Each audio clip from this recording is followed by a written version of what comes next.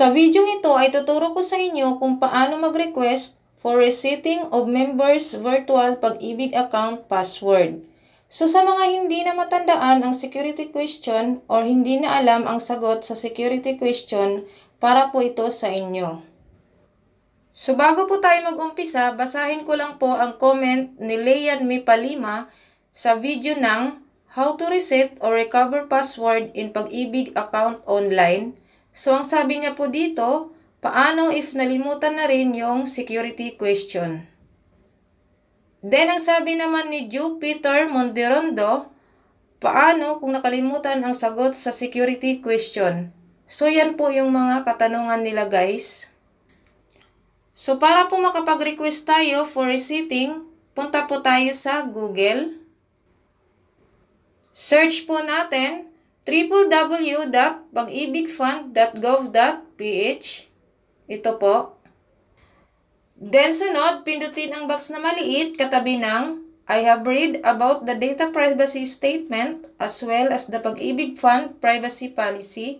So basahin nyo na lang yan siya guys. Then sunod, pindutin ang proceed. Then may lalabas na ganito, welcome to Pag-ibig Fund. So dito guys, may makikita kayong e-services. Scroll nyo lang pababa.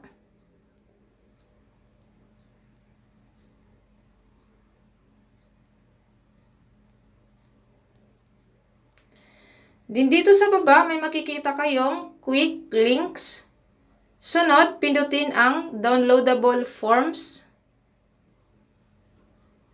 Then sunod, pindutin ang Provident. Then may lalabas na Provident-related forms.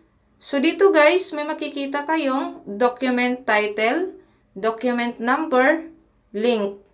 So dito sa membership, may makikita kayong request for resetting of members' virtual Pag-ibig account password.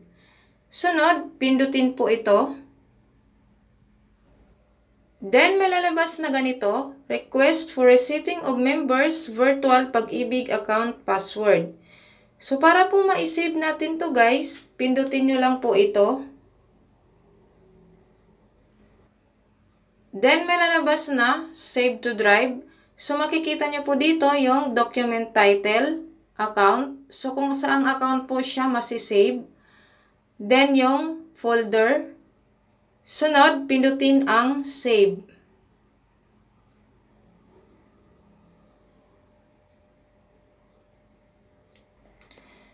So ngayon guys, puntahan na po natin sa drive.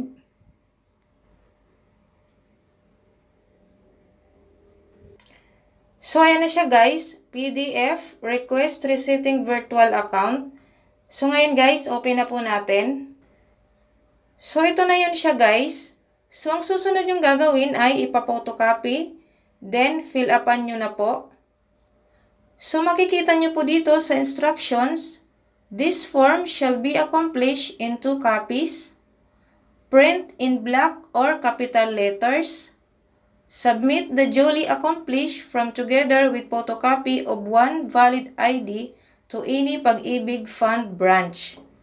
So dito naman sa name, ang isusulat nyo po dito ay yung last name, kung ano po yung apelyido nyo. Then yung first name, kung ano po yung pangalan nyo. Then yung name extension, kung kayo ay junior or senior. Then sunod, dito naman sa middle name, yung gitnang pangalan. Then dito naman sa Pag-ibig MID number, ilalagay nyo po dito guys yung Pag-ibig membership ID number nyo. Then sunod yung date of birth, kung ano po yung birthday nyo. Then sunod yung email address. So guys, kung hindi na po active yung email address nyo, pwede nyo na pong ilagay dito kung ano po yung bago nyong email address. So para po ma-update. Then sunod, dito naman sa cellphone number, kung yung cellphone number nyo guys na naka-registered sa Pag-ibig, kung hindi na po siya active, pwede nyo pong ilagay dito yung bago nyong cellphone number para po ma-update na rin. Then sunod, reason for resetting. So may makikita kayo ditong forgot password, failed to answer the security question through virtual Pag-ibig, compromise account, then others, please specify. So, i-check nyo po dito guys kung ano po yung reason kung bakit po kayo nagre-reset.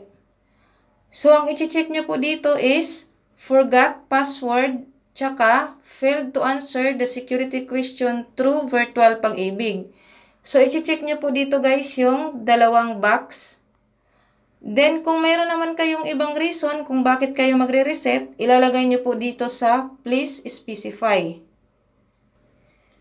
Din dito naman sa certification, ang sabi po dito, I hereby certify that the information given and all statements made herein are true and correct. So, basahin nyo na lang yan siya guys. Then, sunod, dito naman sa signature over printed name, so ilalagay nyo po dito yung complete name nyo. So, kailangan guys, naka-capital letter lahat. Then, sa taas po ng pangalan nyo, yung signature nyo po. Okay? Then, sunod, dito naman sa date, kung kailan nyo po siya ipapasa.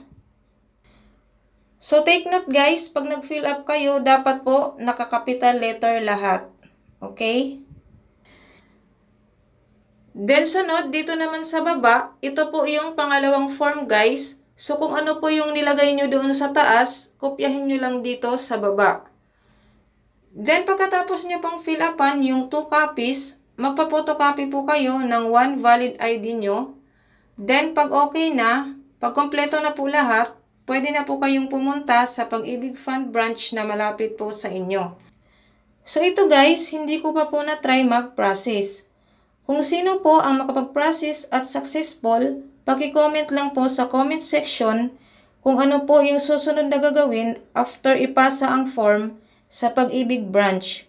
Para po yung may mga same case na hindi matandaan ang security question or hindi na matandaan ang sagot sa security question, malaking tulong na po yun guys.